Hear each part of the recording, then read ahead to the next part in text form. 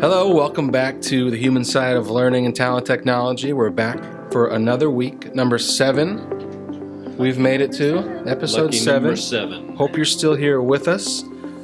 My name is Bennett Jensen.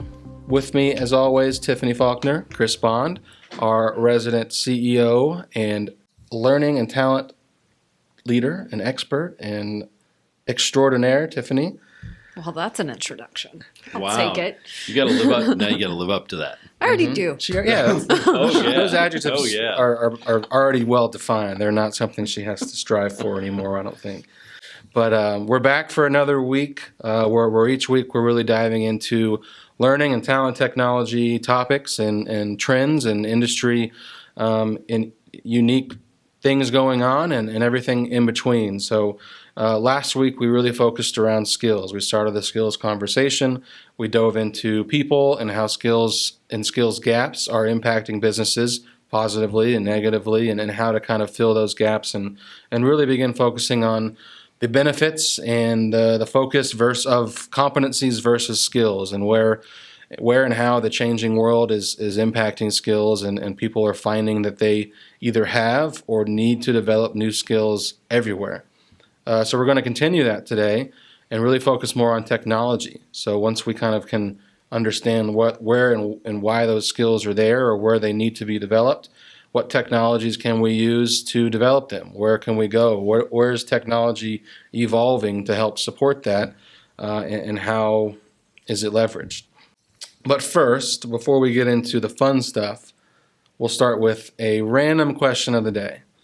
And I've just generated this in my mind. You a little worried about this? It's Yes. completely random. Tiffany, do aliens exist? What?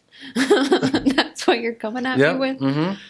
Oh, I haven't seen any. Okay. All right. Have you seen any? Maybe, but it's not my turn yet. Oh, okay, sorry. All right. That didn't go over as well as I thought it would. That's pretty good, I but feel like I it will was a tell trap. I thought you were, if I said yes or no, there was going to be a response to either one of those. So I thought you were going to have some kind of story of. You think I've seen aliens? Yeah. What? Because they are real. There's no way they're not. See, this you. Are you sure? needs to not be cut out. Have you been watching some of that declassified video? I can't say yes or no to that. Just as long as it's not during work hours, that's fine. I can say no to that. You can't say no to that. That's good. That's good. So are we going to keep that? Probably I'm not. so going to keep that.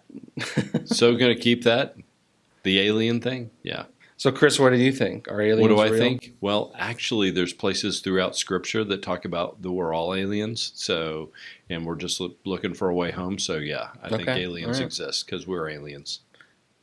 Good answer. But are there aliens from outer space? I believe the answer to that is yes. I think so too. Honestly, like I'm not joking. I really do.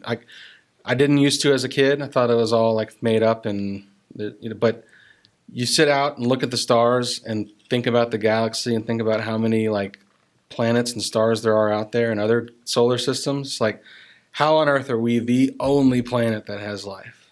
There's no way it's possible to me, but I'm no astronaut, so I guess I'll never know for sure. But that's what I think. You never know. We can hitch a ride on one of Richard Branson's rockets, or Bezos has got the one that's out in West Texas, and now Elon Musk has the one in South Texas. All going to be tourist travel into outer space. I mean, I'd go. I'm going to hang here. You guys have fun. All right, We'll bring you pictures. Okay. So yeah, with that random, not so great question of the day, I thought that was pretty interesting. we'll get it. I thought it was why going to have a better effect. I'm just wondering, why was that on your mind? I don't know. Aliens have been on my mind a lot lately for some reason. Okay. As weird as that sounds. Maybe they're on their way. Maybe. Because remember that in Independence Day, didn't that one guy have like reoccurring dreams or something was going on that he thought aliens were coming? And oh yeah, well he was abducted by aliens. He was experienced or experimented on. That was it. You're talking about Randy Quaid's character. Okay, yeah, he was best sure character the in that movie. Best character in that movie. Yeah. But no, back to in all seriousness, we really wanted to continue the conversation on skills today and technology. So to get us started, Chris, I'm going to kind of pose the question to you. What does the learning technology environment look like to support skills right now?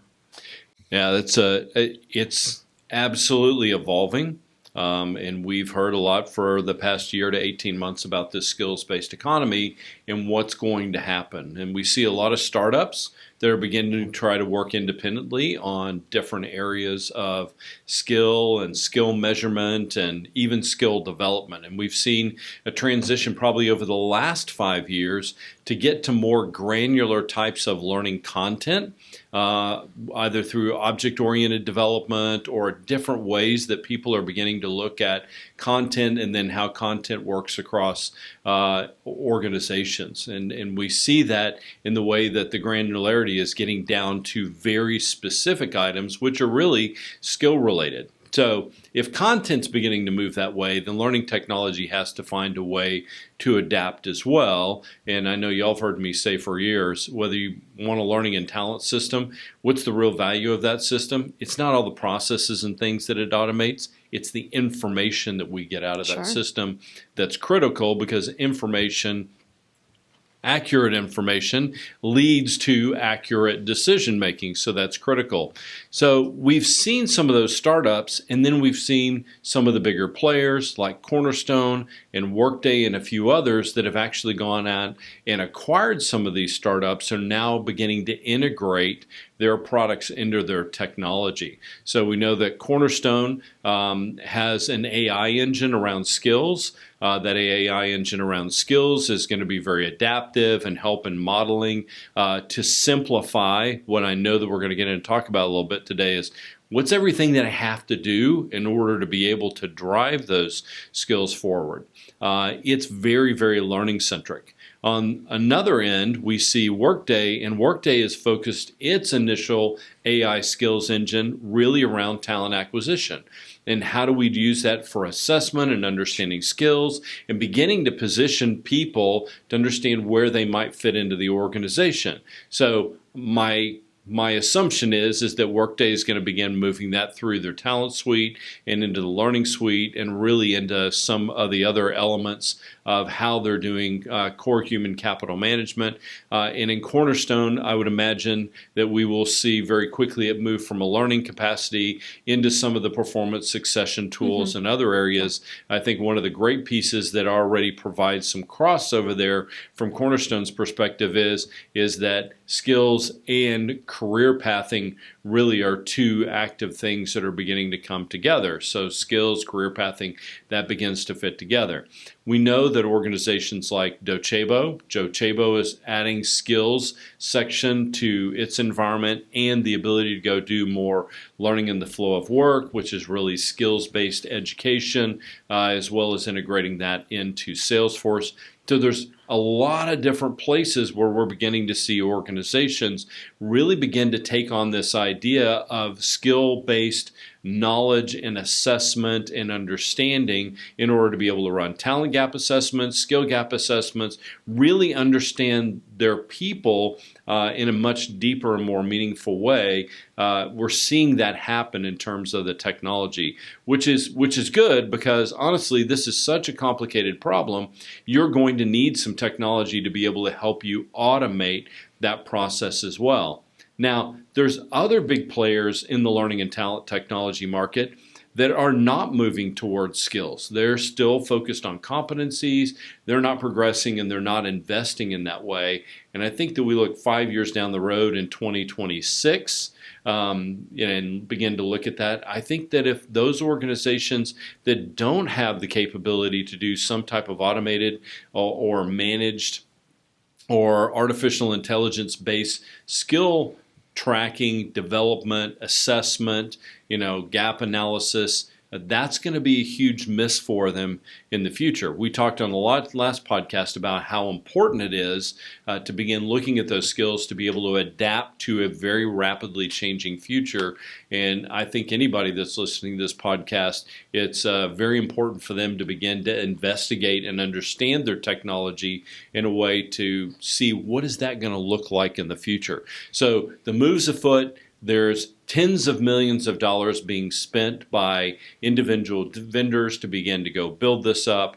And I think we see some of the projections for spending in this particular area crossing into the billions range just in North America alone in order to be able to adapt to this new skills-based economy. That's a significant investment. And I think anytime you begin to see a number like $1 billion thrown around, there's a lot of people that are going to go out there and develop some really cool tools. How you make those tools as a part of your ecosystem, I think, becomes really important. But let's start with asking the question of, does my technology support it? And then what do I do with it? That's just, to me, that's the most critical element. Don't avoid it. Go ahead and begin asking the question so you can understand it, because it may take you 6 to 9 months to figure it out. And then it's going to take you another 6 to 9 months to go make a transition or to be additive to your learning ecosystem. It's not a short-term problem to solve. It's really a long-term problem that you need to go look at. And I think there's some technologies out there that are doing some amazing things that I know, Tiffany, you and I have seen together that provide an opportunity for people in the future to make it much easier to be able to go manage all this skills and skills environment as well. So as we look at all those technologies, I think one of the important things that we want to drive into on this podcast is, what are the real things that you can do with some of these new technologies? So maybe, Tiffany, share some of what we've seen around specific vendors and what the capabilities are, and where are they going with this AI technology around skills? Sure. So we've talked a little, I want to set the stage a little bit. We've talked a little bit about how the workforce and the way we work is changing rapidly. Therefore, we've got to be in front of what are the skills that people have and what do we need for the business. I want to point out that the technology vendors recognize that as well. So they're evolving rapidly to help begin to bridge that gap. So I think what you have today and what you're going to have at your fingertips in 6 months or a year is going to continuously improve and make this conversation easier to solve, or this problem easier to solve. So what we're seeing with some of the vendors that we're familiar with is they recognize that, and just like we talked about, skills are changing rapidly. So if I go through the exercise to identify what skills are needed for each of the positions that I have, the likelihood before I finish that exercise, it's going to adjust, it's going to change. And so they're bringing and they're incorporating AI into their skills engines to help drive and kind of take some of that heavy lifting. Also kind of gives you that big data answer to what are the skills. I don't know. I'm not a salesperson. I've never had to sell on Zoom before or virtually. So how do I know how to identify the skills my business needs so that we can enable people to do that? However, there's things where when you type in, they're building engines so that when you type in a job title or a role name, that it returns the most used skills weighted. So at the top of your list is, this is what I see most often. You can scroll down. Now, the thing about this is, it gives you information. It gives you a view, a suggestion or a recommendation, but some things are specific to your organization as well. So you don't have to only take that, but it takes that heavy lifting to fill the gap for you so you can kind of come up with this comprehensive list of, okay, these are the skills. The thing is, since it's AI driven, we're going to see that evolve. It's not static. It's going to continue to be dynamic. So as things keep shifting, the skills that you get back in that engine are going to shift with things too. It helps take that heavy lifting off. The other thing that you're going to be able to do is be able to assess people on their individual skills, not just their performance on their role, not just give them development activities, but what on that skill I want to assess them, and then you'll be able to compare them or do a 360 assessment on it, or a manager assesses them and the person assesses themselves, and we can see the gap between that. Kind of gives you a bigger picture of where do we need to start in development, right? And I think that's the key is if you don't have the skills, it doesn't mean, oh, great, we're in trouble now. We don't have all the skills. Let's go recruit.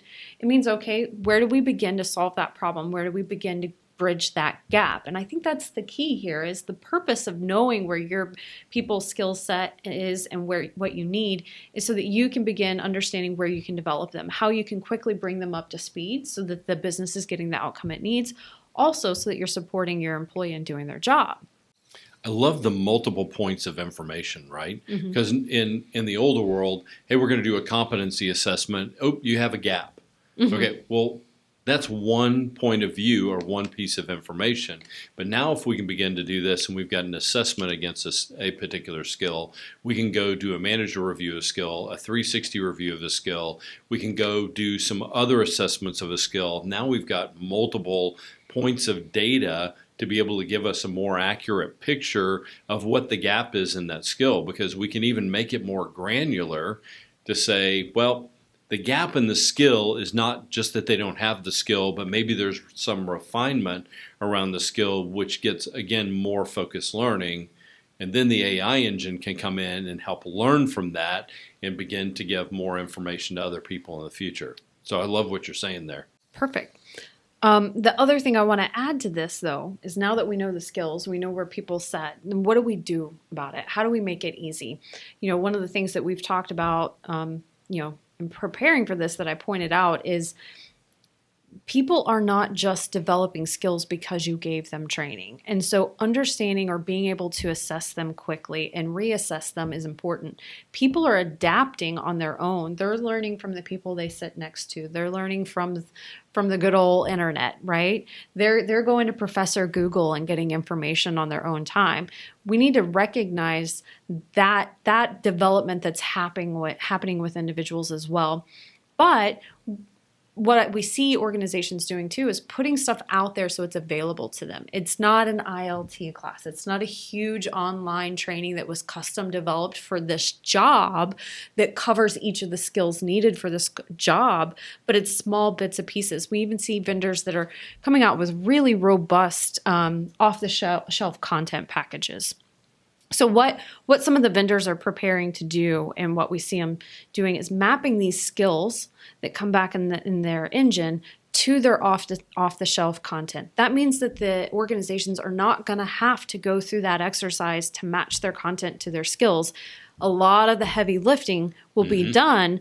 They will then need to do that piece that's specific or unique to their personal organization. By doing that, that means readily, with low effort, low investment to set it up, that you can get content, you can get training, you can get development materials to individuals who do their self-assessment and say, wow, I really need to step up my customer service game, right? They can easily go out and find materials that can help them in that development, because we are in this world of this self-learning, right? I realized this week how often I do it. If I hear something and I don't know about it, I immediately go to my phone and go to Google, like, what, tell me more? Like, I saw a movie, a true story movie. I was like, I hadn't heard about that. Went to Google, started reading about it, right? That's what people are doing. So the more you put those materials out and available for them, the more you're going to see their skills evolve, because they want to stay up to date. They want to be able to do their jobs to impact the organization. That's interesting, just thinking about how individuals, given a skill, will go fill in the gaps themselves.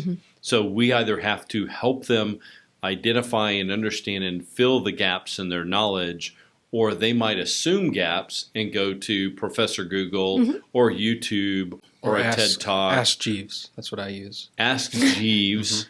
Oh my gosh, I haven't heard about Ask Jeeves Are in you years. for real right now? Yeah, Google's not as good as Ask Jeeves. Yeah, I like DuckDuckGo.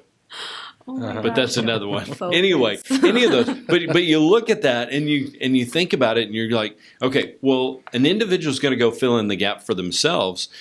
Are they filling in the gap with what you actually want them to learn and do? Or are they just filling in a gap? And sometimes it's a dictionary, it's information. Yeah, I know now what this concept is, but how you apply that becomes really important. And I think that's what I'm hearing you say is these AI engines and content libraries are going to be something that's pretty important for organizations to be able to take advantage of. But even with all that, I mean, this isn't an easy process, No. right? Because we still have to go back and we have to, inside our technology, go set things up in order to be able to understand, hey, what role is this person in and what skills are against a role? I mean, there's things like that that AI engines can give a little bit of help, but organizations need to be very specific. And the more unique your organization, the more you're going to have to work on. I just want everybody to know that doesn't mean, hey, AI is here, it's going to solve all problems, because all three of us have been with people who bought technology and are like, I thought it was just going to turn on and it was going to work and solve all my problems for me, and I didn't have to work that hard. It's a different kind of work hard in order to be able to do that, but it's going to take effort to be able to make this thing work. So in working with clients, I usually our discovery conversations usually almost always start with the client telling me, "Well, now we're unique." And they are. They are absolutely unique. And I think that that's the key, is if you know that you're unique, then no solution is ever going to be turn it on and it's everything you want it to be. You're always going to have to work to bring that, whatever that unique thing is about your business, to continue to solve that in any of the software you bring. What the vendors are doing is taking the heavy lifting off and making some of the things repetitive that are not unique to your business. Sales. There are certain skills that every salesperson needs to possess. Then there's the skills that the salesperson within your organization needs to possess, or the knowledge that they need to have about your product. So there's a difference there. What I'm indicating are that the vendors recognize, okay, there's some of this that we can take care of. Because when you start from scratch and you look at this, and the key thing we've talked about is things are rapidly changing. You cannot rapidly implement this, which means things will change before you're done.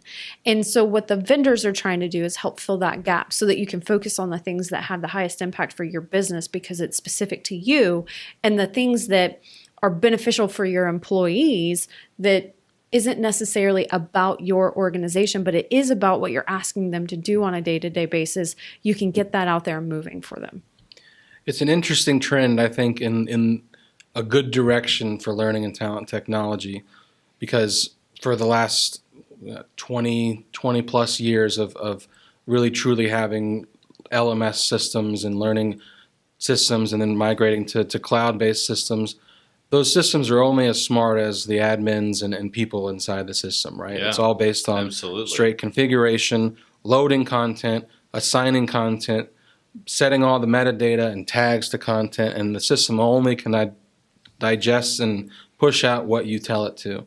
Now, we're moving into a world of the system is starting to get a little bit smarter. There's AI and automation getting built in, so it'll from a consumer perspective, Amazon, Netflix, they're great at AI automation, those types of things. We're recommending what you should buy because you're buying this, or recommending what you should watch because you've watched this. They capture all that data.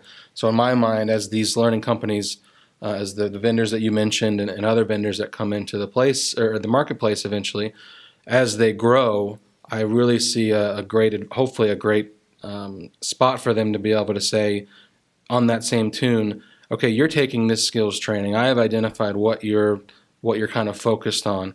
Here's what other people in your organization are taking. Here's what other people above you are taking, if you're looking on that promotion or career path.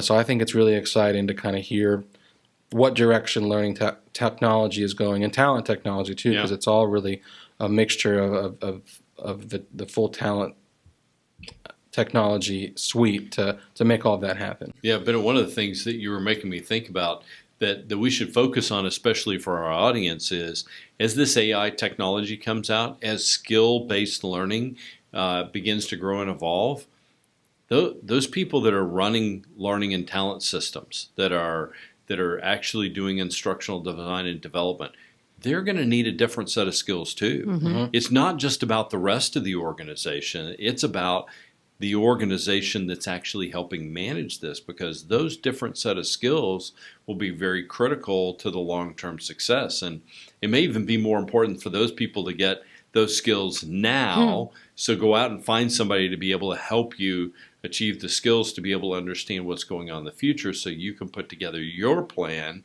in order to be successful. Because if you go give the skills to everybody else but you don't take care of yourself, then you're going to struggle in that process. So I think it's really important. The other thing that, Tiffany, when you were talking, it made me think about is this AI and the automation is going to take care of 80% of our problem, but there's still 20% that's left. Which you always spend 80% of your time on. Which you'll always spend 80% of your time on, but the ability not to have 50% of the problem, but only have 20% of the problem says that now we're able to go really hyper-focus and begin to solve problems and help to work through specific situations that require expert attention. And I want to add is that portion that's specific to that business, typically the people that are collecting the information in the business are already going to be the subject matter experts on those pieces, right? This is the stuff that they're going to know really well because they're close to their organization. It's the bigger, the broader, the more standard, well, I don't really know what are the skills that are needed for that stuff. It's being answered and information is being fed in and collected from all different avenues, right? Because big data. And so it's filling in your knowledge or those administrators and those learning talent leaders gaps so they can then continue to focus their time on being the subject matter expert in the areas that are most impactful for their business. Yeah, you don't have to go spend the time figuring this out for yourself. And the other part that I like is that it provides an opportunity to go do some benchmarking if you so choose to how other people are doing that. And I think that's a great area for every business that's going through this transition into this skills-based economy is you need to collaborate with people, whether it's us or whether it's others of our clients or other people that are going through this. The more conversation and communications going on there, the more that we're going to go create a real network around how this stuff works. And I think that the value will be infinite for businesses and organizations. But you got to go focus on that technology because that's the enabler. Don't do it manually. Go find the right technology to be able to make sure that it's going to work for you and your organization. You'll be successful. I want to add one key thing, and that is as you're doing this and you're focusing on that technology, look at the roadmap. Don't worry about what it can do right now. I mean, it is important what it can do right now, but also make yourself familiar with their roadmap and follow it. Because if you only design your plan around what's there today, in 6 months or a year, you're going to be behind and you're going to be working harder than the technology is forcing you to. Yeah. Great point. Yeah, it's just all about, as we've talked about before, how quickly technology has evolved and has been accelerated because of the last year or so, and so many things have changed that technology. We were so used to technology changing at a rapid pace. Now everything's kind of changing at a rapid pace, where it's like, oh, we can kind of handle this technology thing now. But you're so right. You got to get ahead of it, understand what's coming, not be a laggard, but be an early adopter and get on that, or at least understand from your vendor, or if you're looking for a new vendor, make that a priority as far as not what they have today, but what are they really planning to have in the future. Because if you go with a vendor that is the best in solution today, but their roadmap is just not what others may be, then you're going to love it, and then you're going to then fix it, and then probably ditch it, as we talked about a few weeks ago. Yeah, I think the other side of that, the other piece to add on to that, Bennett, is this is not a place to go save a couple of pennies and to skimp on price. Because if you do, then you're more than likely going to get left behind in this big transition. And I really do think from a learning technology space, this is a big transition. Because I saw my first learning management system in 1997. Oh, wow. Yeah. I'll tell you what I was doing. Yeah, I kind of know what you two were doing. But in 97, and it was client server based. It was amazing, and it was ugly as all get out, but it worked and it was effective. And now we see where that's evolved to. To me, this is a transition moment in 2021, 2022, to where those organizations that are really hitting this next level around skills assessment, the right reporting and information, it's going to be a dramatic difference versus the people that actually went out and said, hey, I'm going to save 50 cents or $1 per year on a user license. Those organizations have an opportunity to get left behind. So agreed 100%, Bennett. Go look at your technology. Understand what the roadmap is. If there's no roadmap, be cautious. Pretty serious questions. Ask some pretty serious questions. Go find some experts that have experience with that technology. Get that information. Now's the time to prep, because over the next couple of years, we're going to see a lot of transition, a lot of shift, a lot of migration around technologies in order to be able to support what we can see is coming. And the great part of this is, for me, having been around this learning and talent thing for a long period of time, this is like the first moment where we're seeing CEOs and business leaders that are absolutely engaged in saying, this is critical. What information do you have for me in order to make a decision about the business? That's fantastic. May terrify some people, may excite other people, but it's fantastic because it's going to create the change that I think that we've all wanted in learning in talent business for a long period of time, because it's really focused down around the people. Absolutely. So, I mean, I think we've covered a lot around skills. To kind of sum most of it up, we really focused on getting granular first, understanding your people, defining those skills, and understanding how those skills are either identified or there within your people, or where the gaps may be, how fast things are changing, roles, organizations, processes, technology, everything's changing at a rapid rate. So how do you keep up? And I think that's where the vendor, as well as a firm like Bluewater, that's what we are there for, is helping companies, get through that sludge of what do I do, how do I do it, and when and how is it done. So the granularity of development, how business leaders are focusing on those gaps and got to fill those gaps quickly, or they're just kind of stuck where they are right now, the cost of doing nothing. And then kind of get started now before you get behind, as Tiffany, you were just mentioned. There's so many things happening. There's a lot of forward thinking and technology advancement going on right now. Understanding where that is and how that's going is going to impact kind of what you start doing today. Correct. Any other thoughts on skills? Any closing thoughts? Anything that we didn't cover? I think there's one key thing. The most important part of this is identifying where those mad skills are in the business. Absolutely. It's all about mad skills. Mad skills are where it's at. If you don't correct. have mad skills, then get some skills development going. Yeah, I would say the last thing that I have to add on that is that you need to get started now. Right size the problem so you can actually go execute and show some success. Do not make the problem too big, but you got to go get the information in order to make a decision, and that's critical. And there's internal and external information that you've got to be able to get. But get started now. Do not wait, because otherwise the skills economy is going to pass you by and you're going to be playing catch up. That's when it's going to get really tough. But you're at the beginning of it, so go get it. Go do it now. Great. Well, thank you both. It's been another great conversation. I'm to the point now where I don't even feel like we're recording a podcast anymore or on camera anymore. It's just fun to talk about these things. So absolutely. It's been great. Thank you both. Thank you, Kyle, our producer. Appreciate the help in everything that you do. So we'll be back next week talking about more learning and talent technologies and people and data and everything in between. So we hope you join us. Hope you have a great rest of your day.